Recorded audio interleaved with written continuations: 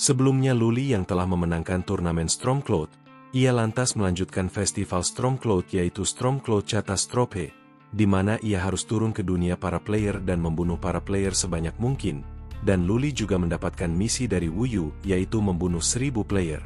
Setelah Luli menyelesaikan Stormcloud Catastrophe dan menyelesaikan misinya, ia pun kembali dengan penuh kemenangan. Setelah Luli kembali, ia diajak oleh Wuyu untuk meningkatkan garis keturunannya. Di saat Luli meningkatkan garis keturunannya dengan diawasi oleh Wuyu, tiba-tiba Wuyu dipanggil oleh City Lord kota Blood Moon. Setelah Wuyu pergi, ada anak buah dari Zhuang Huaisui yang menyerang Luli, yang sedang menyerap esensi lembah bulan merah. Sebelum kita lanjut bagaimana keadaan Luli, kini Xin memperlihatkan Wuyu yang sedang bersama dengan penjaga kota. Pemimpin penjaga kota yang ternyata juga salah satu anak buah Zhuang Huaisui. Kini ia sangat senang karena telah membawa Wuyu menjauh dari Luli yang rentan. Sedangkan Wuyu yang merasa lelah, tiba-tiba dirinya duduk dengan sangat anggun di perjalanan. Pemimpin penjaga kota yang menyadari itu lantas bertanya kepada Wuyu, Nona Wuyu, apa yang sedang Anda lakukan?" Wuyu dengan cantik dan anggun hanya duduk sambil tersenyum tidak menjawab pertanyaan dari pemimpin penjaga kota. Kembali ke tempat MC kita lagi. Kini para anggota Shadow Squad menyerang Luli dari berbagai arah. Luli yang masih berada dalam bola esensi dia tidak menyadari adanya serangan ke arahnya. Lalu, slaas, bola energi yang menyelimuti Luli lantas berfluktuasi setelah terkena serangan dari anggota Shadow Squad. Setelah memberikan serangan telak pada Luli, anggota Shadow Squad menunggu apa yang telah terjadi, karena bola energi yang menyelimuti Luli masih berfluktuasi. Lalu tak seberapa lama, bola energi itu pecah. Anggota Shadow Squad yang melihat kalau sepertinya Luli tidak kenapa-napa, lantas bertanya kepada orang yang telah memberikan serangan. Namun orang yang menyerang Luli tidak mengetahui apakah dirinya telah membuat Luli terluka parah atau tidak. Dikarenakan pemimpin Shadow Squad merasa ada yang tidak beres, ia lantas menyuruh bawahannya untuk segera menyerang Luli lagi. Dan mereka pun langsung melesat ke arah Luli dengan sangat cepat. Sedangkan saat ini kita diperlihatkan MC kita yang telah memiliki darah dan kulit. Kini ia sangatlah terlihat luar biasa, dengan tanduk di kepalanya, rambut putih dan mata merah yang membuatnya sangat keren dan seram dalam satu sosok. Para Shadow Squad yang menyerang Luli tiba-tiba menyadari sesuatu. Namun dengan sangat cepat Luli sudah berada di samping mereka. Dan slaas, mereka berdua langsung kehilangan kepalanya tanpa bisa melawan sama sekali. Pemimpin Shadow Squad yang melihat bahwa anak buahnya begitu mudah dikalahkan oleh Luli sangat terkejut dan ketakutan. Lalu sambil masih berlari ke arah Luli, ia menyuruh bawahannya untuk lebih berhati-hati dan menggunakan rencana yang sudah mereka susun untuk melawan Luli. Setelah mendapatkan peringatan dari pemimpinnya mereka lantas mengelilingi MC kita dan mengepungnya. Lalu dengan sangat cepat mereka melancarkan serangan ke arah Luli yang masih santai berdiri.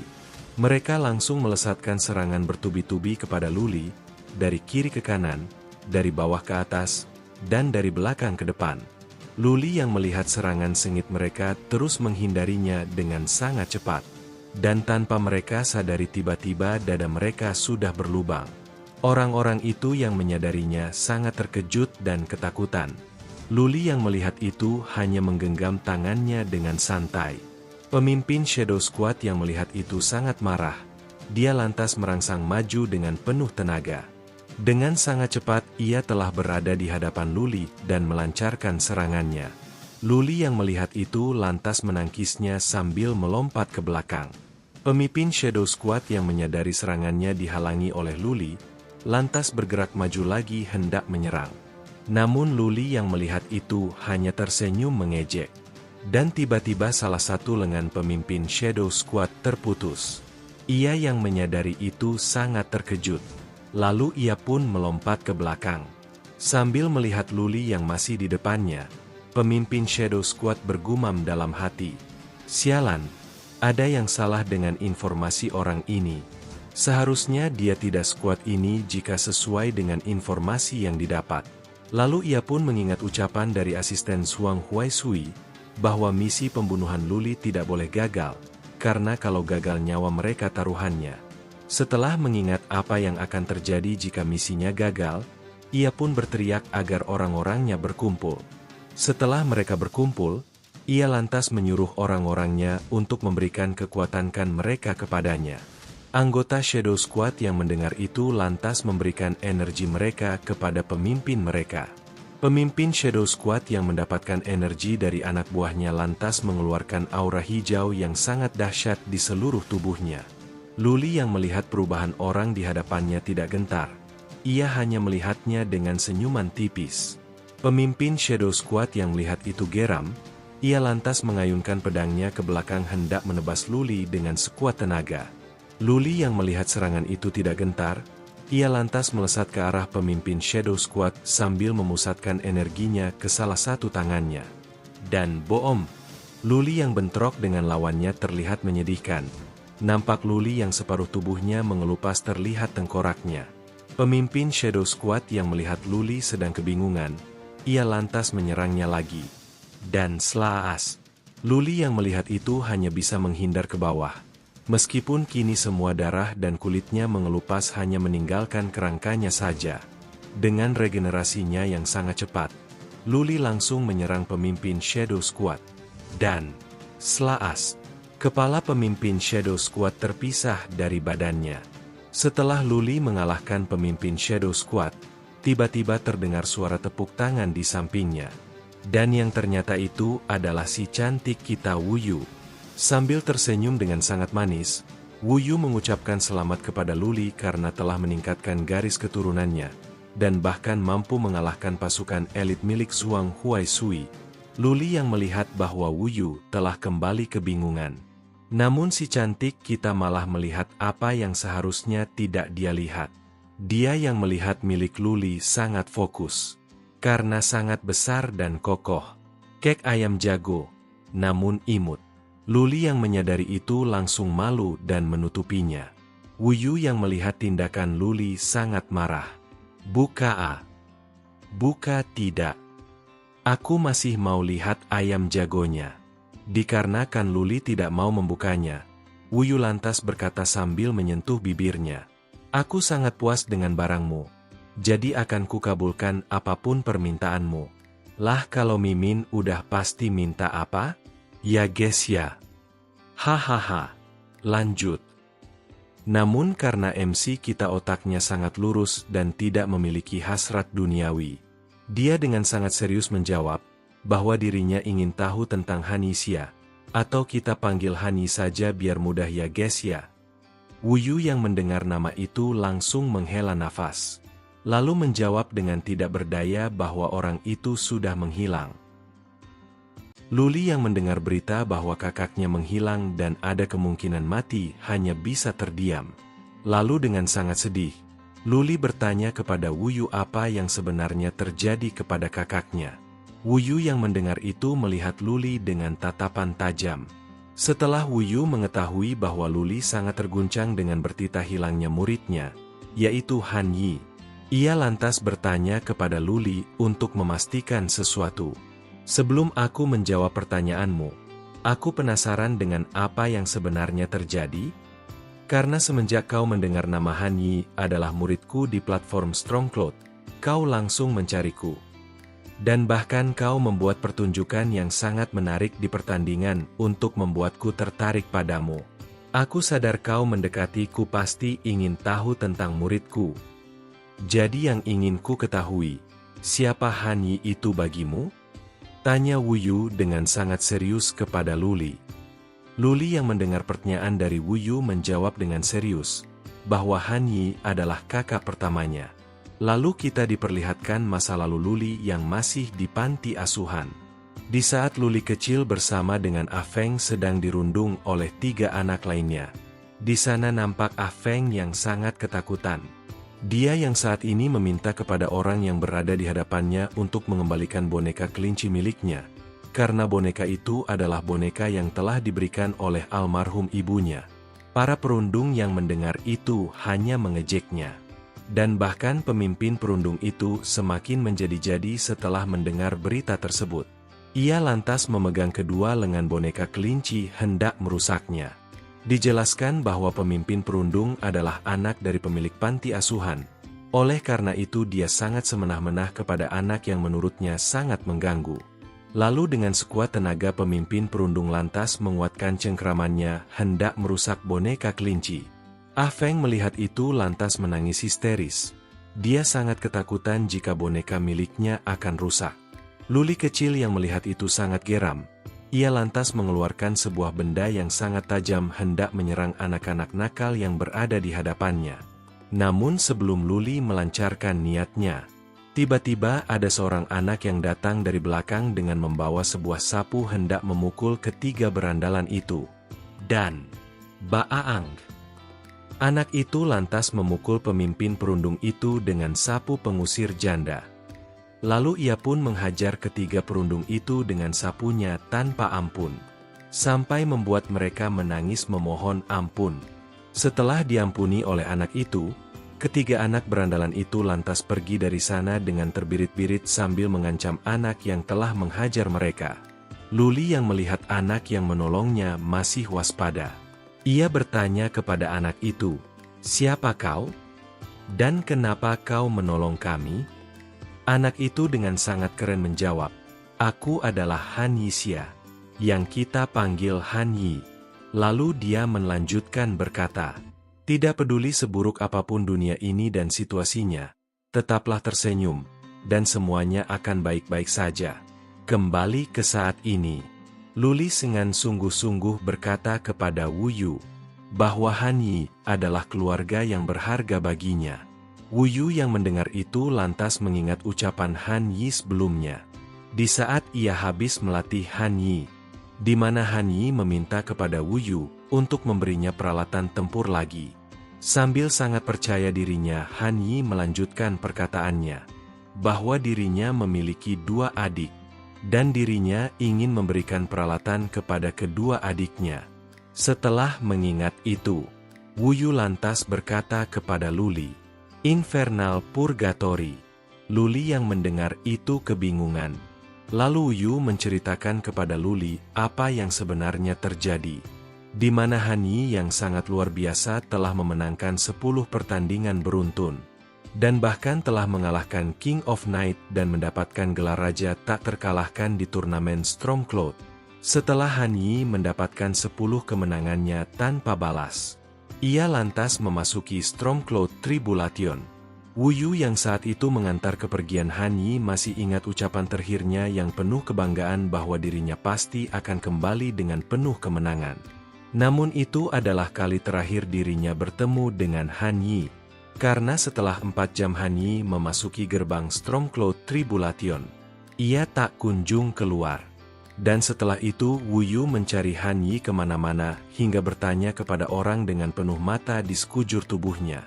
Dan oleh karena itulah dirinya mengetahui bahwa terakhir Han Yi berada di tempat yang bernama Infernal Purgatory. Luli yang sedikit memiliki harapan karena Wu Yu telah mengetahui lokasinya lantas bertanya, "Apakah Wu Yu bisa ke tempat itu untuk mengirimnya?" Wu Yu yang mendengar itu menjawab, bahwa dirinya tidak bisa berteleportasi ke tempat itu, karena di tempat itu ada sebuah pelindung dengan kekuatan yang sangat misterius yang membuatnya tidak berdaya. Luli yang mendengar penjelasan dari Wu Yu berpikir keras dengan muka gantengnya. Lalu karena tidak memiliki solusi Luli lantas memanggil Cece. Setelah Cece yang imut itu keluar, Luli lantas menyuruhnya untuk mencari tahu tentang tempat yang bernama Infernal Purgatory. Cece yang mendengar perintah dari Luli, lantas mengakses data tentang tempat tersebut. Namun dalam prosesnya tiba-tiba terdapat peringatan bahwa data yang dicari tidak dapat diakses. Meskipun Cece melakukan beberapa kali, ia tetap mendapatkan hasil yang sama, yaitu pencarian gagal. Data error. Luli yang melihat Cece tidak bisa mencari tahu tentang Infernal Purgatory lantas menyuruh Cece untuk membuka database agar dirinya bisa mencarinya dengan manual. Luli yang gelisah bergumam pada dirinya sendiri untuk tetap tenang.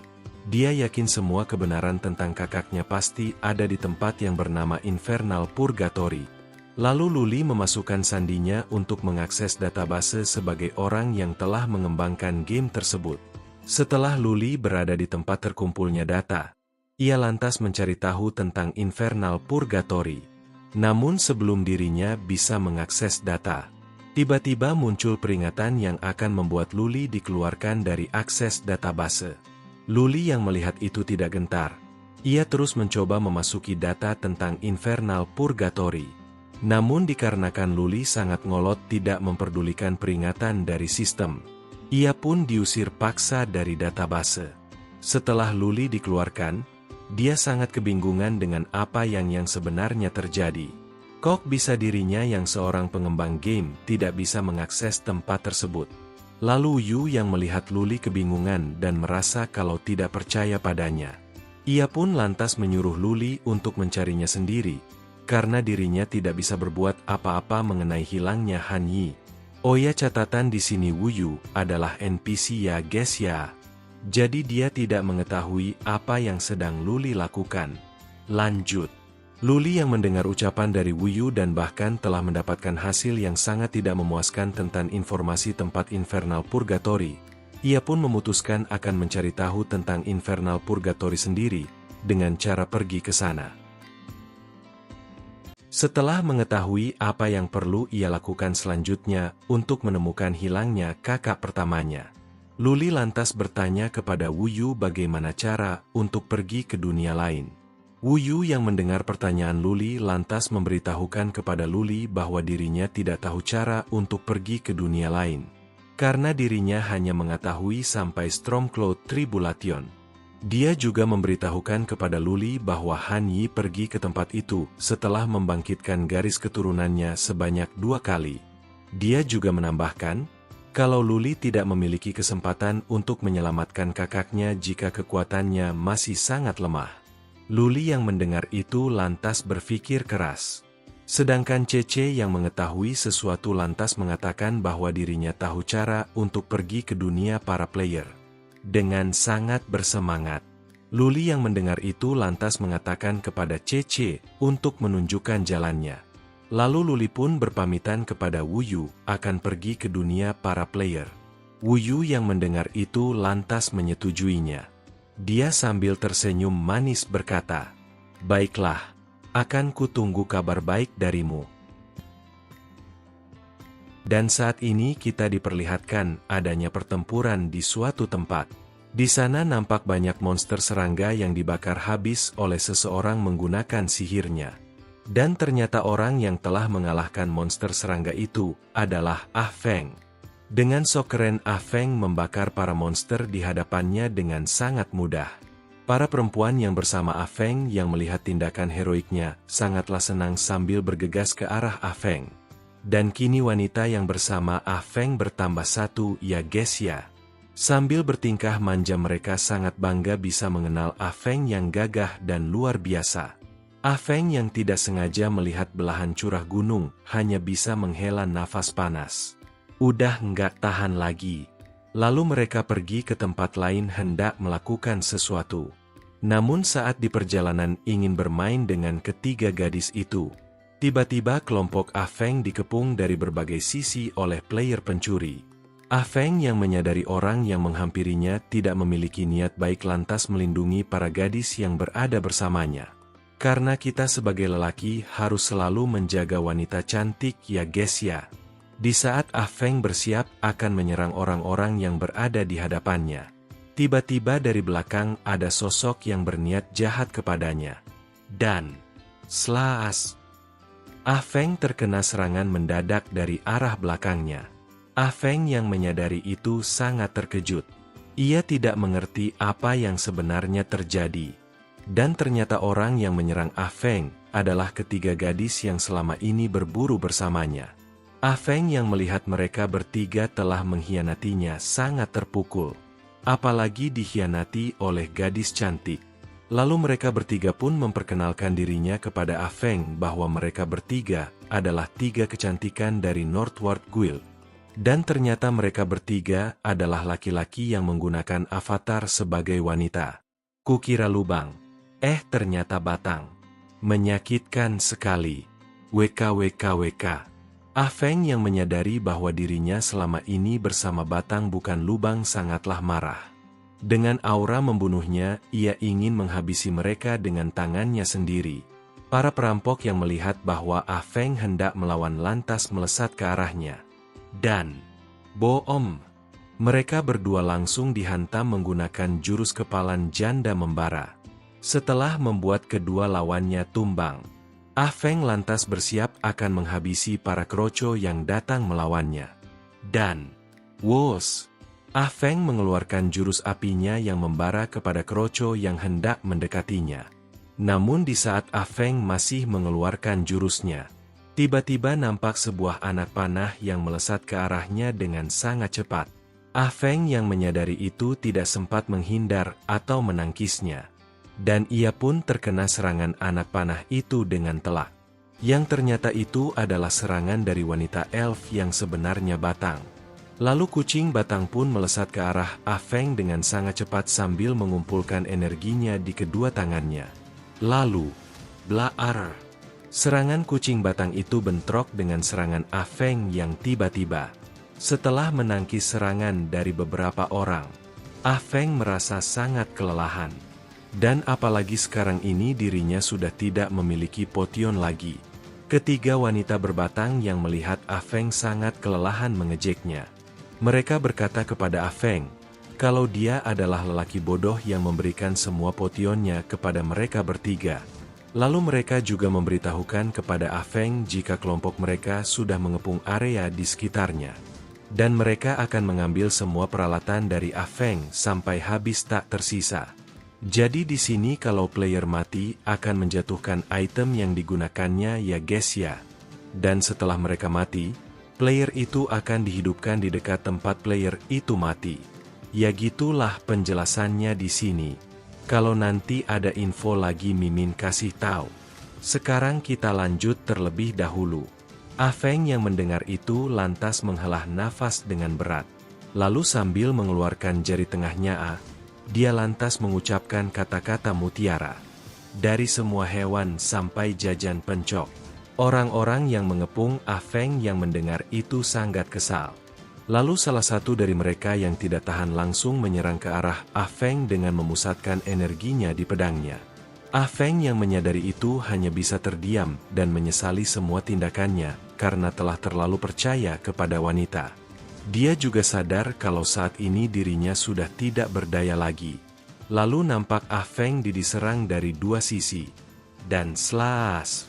Orang berambut abu-abu yang menyerang Ah Feng tiba-tiba terkena serangan di sekujur tubuhnya. Dan ternyata orang yang telah membunuh orang itu adalah MC kita yang datang dengan menggunakan penampilan sebagai seorang manusia. Setelah membunuh orang yang hendak menyerang Ah Feng, Luli berkata, kalian semua tidak akan ada yang bisa selamat dari tempat ini, karena telah berani menyerang adikku. Ah Feng yang melihat kedatangan kakaknya sangat senang. Dengan wajah berseri-seri, ia sangat senang karena telah bertemu lagi dengan kakaknya. Luli yang melihat adiknya itu sangat senang. Lalu ia berkata-kata pada adiknya tersebut, aku baru saja berpisah denganmu dan kau sudah dibodohi oleh orang lain. Ah Feng yang mendengar itu lantas mengeluh kepada Luli, kalau dirinya telah dibodohi oleh wanita berbatang. Luli yang mendengar keluhan adiknya itu tidak bisa berkata apapun, dia hanya terdiam dibuatnya. Di sisi lain, para wanita berbatang yang mendengar bahwa Luli adalah kakaknya Ah Feng sangat senang, karena mereka tahu bahwa kakaknya Ah Feng memiliki banyak sekali item yang sangat luar biasa. Dengan muka seramnya, para wanita berbatang lantas memiliki tujuan yaitu menghabisi Luli dan mengambil semua itemnya. Ah Feng yang melihat bahwa dirinya tak lagi bisa melawan anggota Northward, dia lantas mengajak Luli agar segera pergi dari sana. Namun Luli hanya diam tidak bergeming, dan tiba-tiba di sana suasananya hening. Dan nampak para anggota Northward Guild yang saat ini sudah terkapar tak berdaya di sana. Ketiga wanita berbatang yang menyadarinya sangat terkejut. Mereka tidak menyangka bahwa orang-orangnya saat ini sudah tidak bernyawa lagi. Di saat mereka sedang kebingungan, Ah Feng lantas berada di belakang mereka yang membuat para wanita berbatang itu terkejut ketakutan. Sambil mendekati salah satu wanita berbatang, ia bertanya, sekarang bagaimana? Apakah kalian masih sangat kuat? Salah seorang wanita berbatang yang menyadari dirinya tak lagi mampu mengalahkan Luli dan Ah Feng, lantas berkata dengan lemah lembut, kalau dirinya hanya bercanda dengan Ah Feng, dan bahkan memanggil Ah Feng sebagai Kak Ah Fei. Ah Feng yang mendengar itu langsung merinding. Lalu ia pun marah sampai membuat ketiga wanita berbatang itu pingsan. Lalu singkat cerita apa yang telah Ah Feng lakukan kepada orang-orang gak jelas itu tidak diperlihatkan di sini ya guys ya. Mereka berdua pun lantas pergi dari sana, dan Ah Feng bertanya tentang informasi terbaru hilangnya kakak pertama. Luli yang mendengar itu lantas berkata dengan sangat serius, bahwa dirinya mengetahui terakhir kakak pertama menghilang setelah mengunjungi tempat yang bernama Infernal Purgatory. Ia juga melanjutkan berkata, bahwa sebenarnya di dalam game tidak ada namanya tempat Infernal Purgatory. Dia berpendapat bahwa kemungkinan tempat itu adalah alam yang lebih tinggi. Ah Feng yang mendengar itu tidak ambil pusing.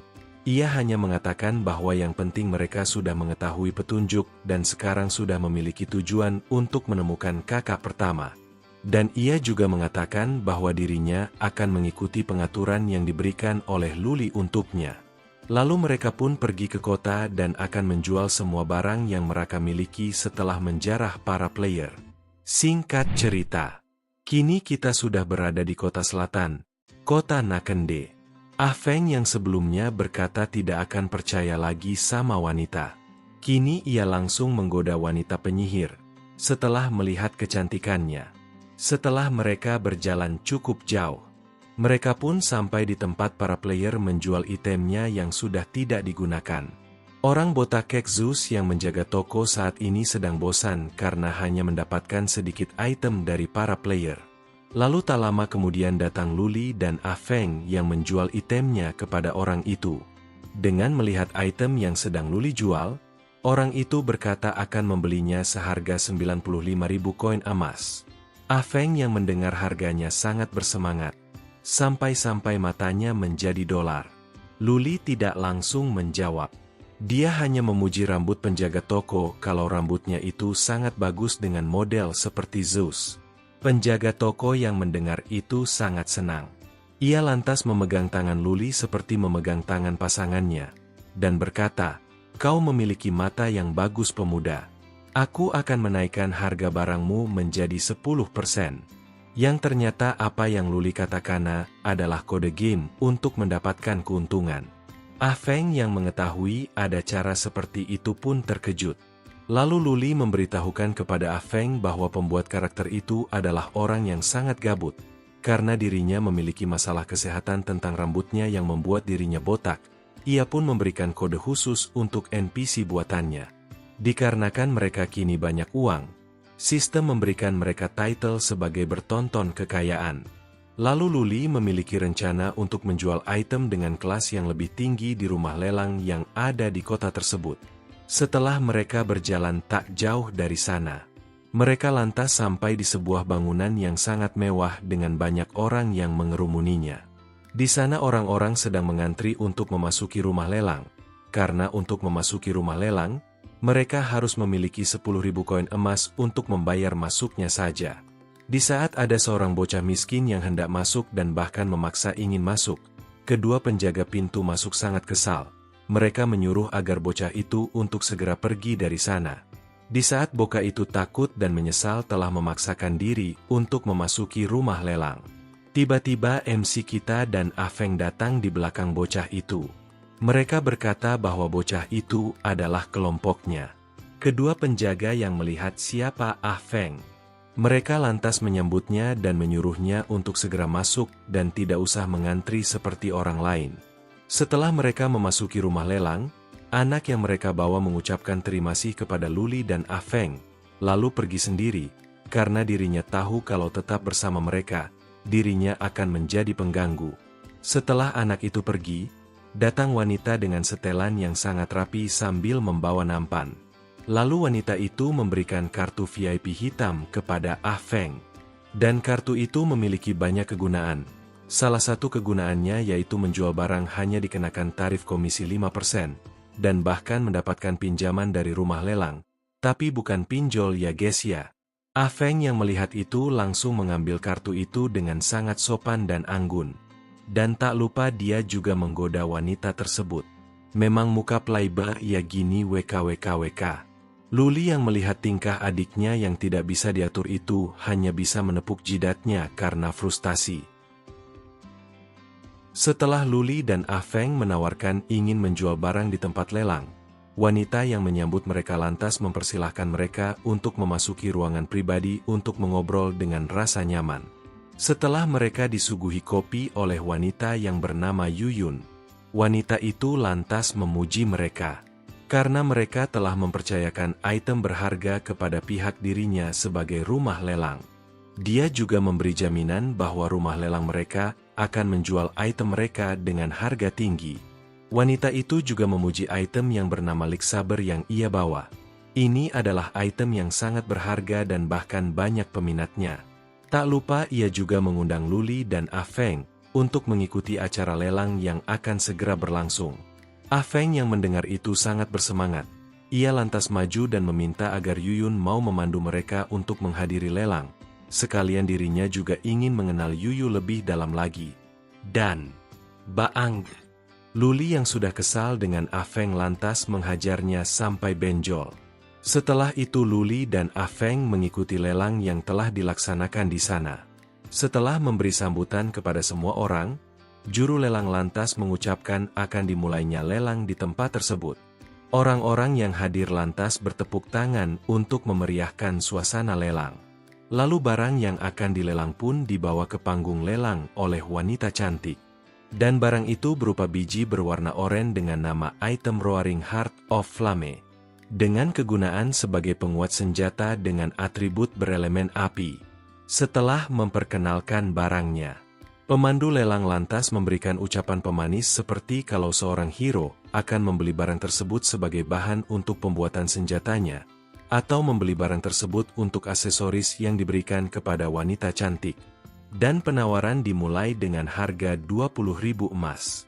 Tambahnya lagi, orang yang mendengar bahwa lelang sudah dimulai lantas menawar, dari orang yang mengenakan baju harimau, menawar 25.000 emas. Lalu orang yang mengenakan topi penyihir yang menawarnya dengan harga 28.000 emas. Lalu orang dengan pakaian silat yang menawar harga 35.000 dengan kenaikan drastik. Orang itu beranggapan dengan harga yang ia tawarkan pasti tidak akan ada orang lagi yang menawar lebih tinggi dari tawarannya. Juru lelang yang melihat tidak ada yang menawar lagi lantas menyebutkan harga lelang terakhir sebanyak 3 kali. Di saat ia akan mengetok palu kalau barang sudah dibeli dengan harga 35.000 emas. Tiba-tiba ada orang yang menaikkan harganya sebanyak 50.000 emas. Orang-orang yang mendengar kenaikan harga yang drastik sangat terkejut. Karena mereka tahu kalau harga barang itu tak semahal itu. Namun apalah daya, karena si penawar hanya ingin membuang-buang uang demi seorang gadis, ia pun tanpa ragu membelinya. Lalu palu pun diketok dengan harga lelang barang sebesar 50.000 emas. Ah Feng yang melihat ada saingan dirinya tentang seorang playboy dia sangat tidak senang. Lalu juru lelang melanjutkan lagi lelangnya. Ia mengeluarkan item selanjutnya, yaitu item dengan nama kostum spesial, Loving Might.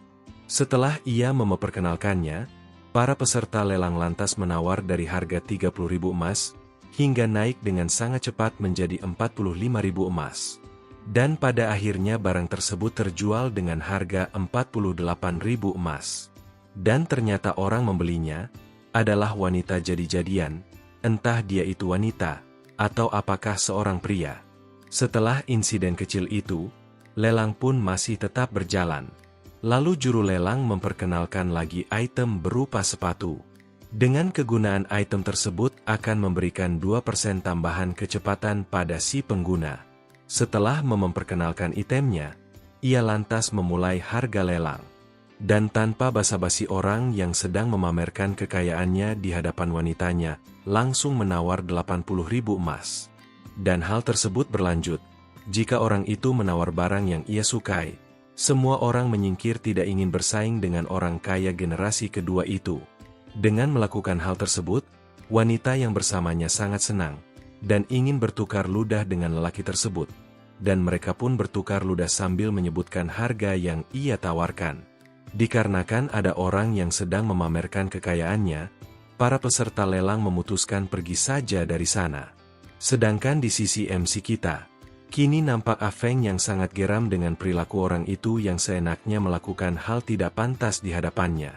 Lalu sampailah di ujung acara lelang. Juru lelang lantas memperkenalkan item yang sudah mereka persiapkan untuk acara lelang, yaitu item pedang Lightsaber. Setelah juru lelang memberitahukan semua kegunaan dan kelebihan pedang tersebut dan tak lupa memberikan pemanis, ia pun memutuskan memulai lelang. Dan seperti biasa peserta nomor 9 langsung menawar dengan harga 250.000 emas. Afeng yang mendengar itu lantas menaikkan harganya sebesar 300.000 emas. Orang itu yang mendengarnya lantas menaikkannya lagi, 350.000 emas. Mereka terus menaikkan harganya sampai 400.000 emas, naik lagi 450.000 emas. Hingga Afeng menaikkannya lagi dengan harga 500.000 emas dengan sangat santai. Wanita yang bersama orang sok kaya yang melihat harganya sudah melebihi kapasitas mereka, mulai khawatir. Ia menyarankan lelakinya itu agar merelakan barang tersebut. Namun lelaki itu yang mendengarkannya sangat tidak senang. Karena yang ia tuju bukanlah barangnya, namun harga dirinya. Dirinya tidak akan melakukan sejauh ini jika hanya ingin membeli barang. Ia hanya ingin semua orang tahu bahwa di dunia ini dirinya adalah orang kaya yang bisa melakukan apapun dan tanpa batas. Itu pikirnya dengan berandai melihat lautan luas. Lalu ia pun menawar lagi 600.000 emas. Di saat Afeng hendak menaikkan harganya lagi, Luli menghentikan tindakan adiknya tersebut. Namun di saat orang itu akan merayakan kemenangannya setelah menawar begitu tinggi, sayangnya ada suara lemah namun sangat tegas berkata, 1 juta koin emas. Dan sontak ucapan itu membuat orang-orang yang ada di sana terkejut. Termasuk Luli yang melihat ke arah suara itu berada. Dan pemilik suara itu adalah Luna dengan rambut putih saljunya yang membuatnya lebih anggun. Sayang kecil ya guys ya. WKWKWK. Dan pedang Lightsaber pun didapatkan oleh Luna dengan harga 1 juta koin emas. Setelah lelang selesai, Luli dan Afeng pergi dari tempat lelang. Afeng yang mendapatkan uang yang sangat banyak sangat senang dan bersemangat, ingin segera mentraktir para wanita cantik. Namun Luli yang melihat adiknya itu hanya berkata bahwa mereka harus berhemat, karena masih banyak orang yang lebih kaya dari mereka saat ini. Dan dia juga menyarankan kepada Afeng untuk membeli item agar dirinya menjadi lebih kuat. Lalu mereka pun melanjutkan perjalanan mereka dengan diawasi oleh seseorang. Dan ternyata itu adalah si kecil Luna yang sedang mengawasi kepergian dari Luli dan Afeng. Apa yang sedang Luna lakukan dengan terus mengikuti Luli dan Afeng?